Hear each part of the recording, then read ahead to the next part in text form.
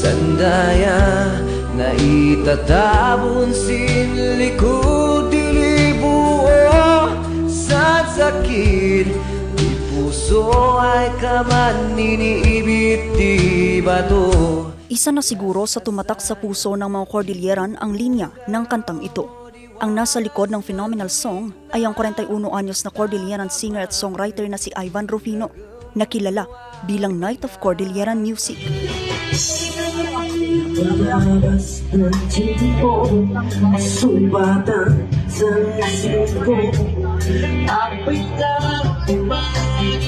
Kasama ang kanyang mga kasamahan sa bandang Kabunyan na kalaunay naging Anido.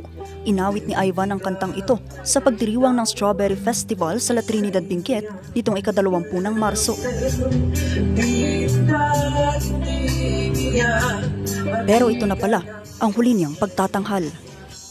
Alauna ng madaling araw ng Sabado, March 21 sa kahaba ng kalsada sa Kilometer 6 ng Halsema Highway sa La Trinidad, Benguet, isang trahedya ang tumapos sa buhay ng singer. Gabi noong Biyernes makikipagkita dapat si Ivan sa kabanda nitong si Alkin. Habang binabaybay ng singer ang lane papuntang Baguio City, bigla itong nabangga ng isang nag-overtake na truck. Nanlumo naman ang kanyang ina nang makaabot sa kanya ang balita.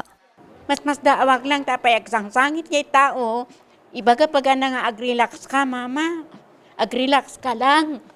Nana, apaya ako na agsangitan. Then ko na awanan ni Ivan. Awanan. Pero, I do not know. Apay nga anak ka mamati.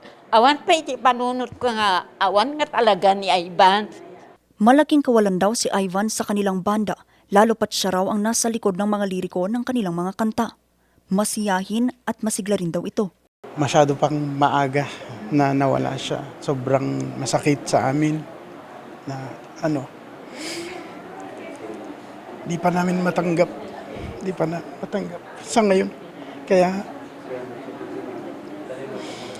sabi ko sa kanya, may naiwan kasi siyang 2 anak. Kaya sabi ko, ako munang magiging tatay muna nung 2. Sabi ko hanggang sa maayos yung buhay ng 2 bata. Yun lang naman. Yun yung promise ko sa kanya. Bilang pag-alala sa yumaong singer, nagbigay pugay sa kanyang burol ang mga kapwa musikero.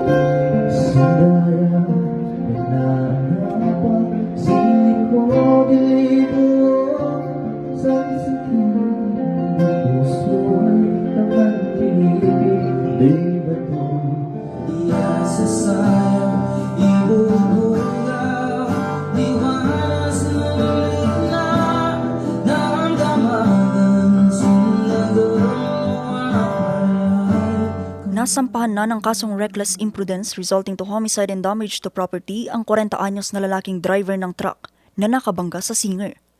Pinaglalamayan ngayon ang labi ni Ivan sa Resurrection Church sa Magsaysay Avenue, Baguio City at nakatakda siyang ilibing sa ika-26 ng Marso. Daya yan na anapat silikod dilibuo sang sumbat yalaw lawagay magapu. Vanessa Bugtong, Nation on the Move.